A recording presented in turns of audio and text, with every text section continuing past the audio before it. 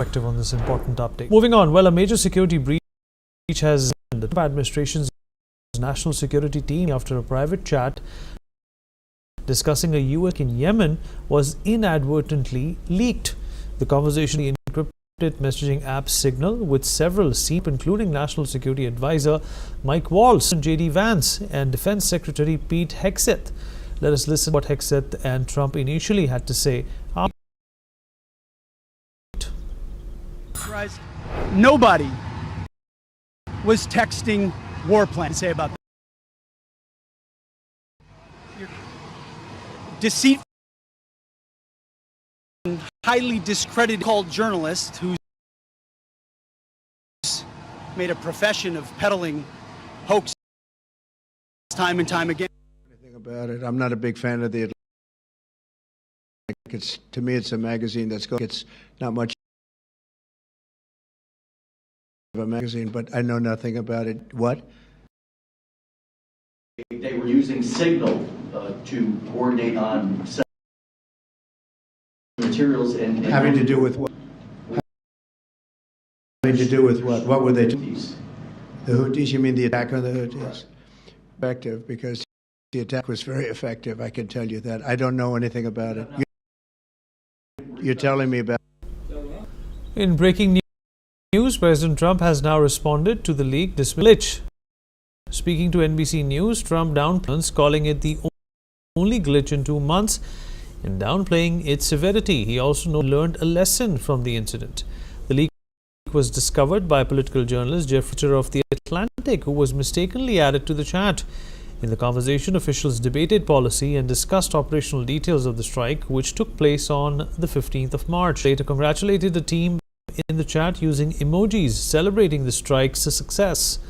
Raised a White House officials have said President Trump, with some calling for Waltz's resignation, also involves other officials who disagreed with the Yemen policy, and Hegseth, who shared the nationals, affirmed the authenticity of the investigating. Meanwhile, the UK Prime Minister spokesperson will not affect UK-US cooperation. So Raymond Vickery, former US of Commerce, is joining us. Mr. Vickery, on the show, sir. It's a leak which is confidential strategies, plans that perhaps gotten to the enemy, and the entire system of this operation in jeopardy of this. And do you think that some heads should roll some pink slips because of this leak? Thanks very much for having me in serious matter. I think one of the most disappointing of this situation has been the reign of Trump and others in what is obviously something that needs serious thought and be corrected. That they're attacking magazine, and this is of a whole to approach to attack the media, if you will, or attack whoever is being the messenger, as opposed to underlying seriousness of the situation. It is a very reputable journal. It is not agreed to President Trump and his administration, but that's not a reason to go after the media as opposed what has happened here. And indeed, it's very troubling. The National Security Advisor's fault, or whose fault, needs to be determined. You can't sort of a haphazard approach on a chat, if you will. Far used to happen when I was in government, is that these very utmost and matters, you have a facility within the White House to be able to trust them, and every step was taken that. That's back to, rather than trying to politicize and make political situation. This should not be a partisan.